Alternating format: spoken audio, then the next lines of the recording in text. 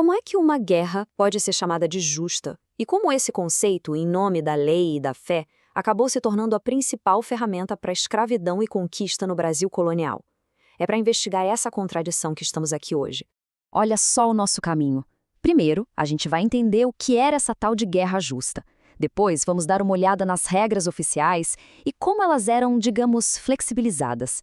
Na sequência, vamos descobrir as motivações reais por trás de tudo e, por fim, fechar com uma nova perspectiva sobre todo esse debate. Para entender o Brasil daquela época, a gente precisa sacar uma contradição que é fundamental. A coroa portuguesa oficialmente defendia que os povos indígenas eram livres. Só que, na prática, existia um jeitinho legal, uma brecha, para escravizar essa gente. E esse jeitinho tinha nome: Guerra Justa. Era basicamente um conflito que tinha um carimbo de aprovação do Estado contra os povos indígenas. E o ponto-chave é que os prisioneiros capturados nessas guerras podiam, legalmente, virar escravos. Então, a coisa toda funcionava assim. A lei dizia liberdade, mas a necessidade de mão de obra dos colonos gritava mais alto. E a guerra justa era a válvula de escape perfeita. Era aquela exceção que no dia a dia acabava virando a regra do jogo.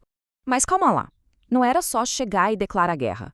Pelo menos na teoria, existiam critérios bem específicos. Algumas condições que precisavam ser cumpridas para uma guerra ser considerada justa de verdade aos olhos do rei.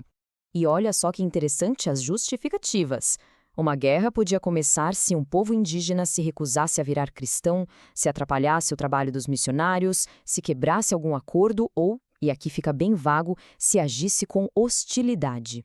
E essa ideia não brotou do nada no Brasil, não. Ela foi importada, sabe? Veio lá da luta contra os mouros na Europa e foi adaptada para cá. E várias leis importantes, como as de 1570 e 1611, faziam esse jogo duplo.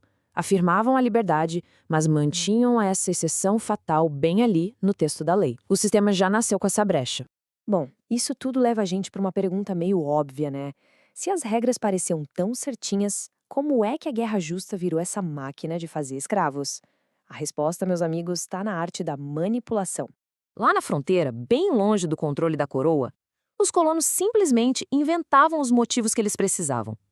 Era muito comum fabricar histórias de ataques, forjar ameaças ou até provocar os indígenas de propósito só para criar um cenário que se encaixasse nas justificativas da lei.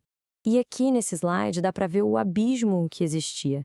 De um lado, a teoria, a lei bonitinha no papel, com a liberdade como padrão. Do outro, a realidade brutal da colônia, onde a escravidão era o objetivo final e a lei era só um obstáculo a ser driblado. E a gente não está falando de algo abstrato. Povos inteiros foram alvo dessas guerras. Caetés, tupinambás, guaranis. A lista é enorme. A conquista do litoral brasileiro no século XVI foi, em grande parte, uma sucessão desses conflitos. Ok, já vimos o como a coisa funcionava. Agora vamos mergulhar no porquê. Se as justificativas da lei eram, na maioria das vezes, só um pretexto, o que estava movendo essa engrenagem de conquista? A pergunta que não quer calar é: o que realmente movia essa gente toda, dos colonos até a administração colonial? Era a fé? Era uma questão de segurança? Ou será que era algo, digamos, bem mais palpável?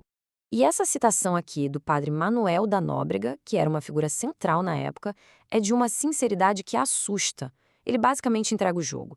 Ele conecta a guerra justa diretamente a 4 coisas: conseguir escravos legítimos, povoar a terra, salvar almas e, claro, gerar lucro para o rei.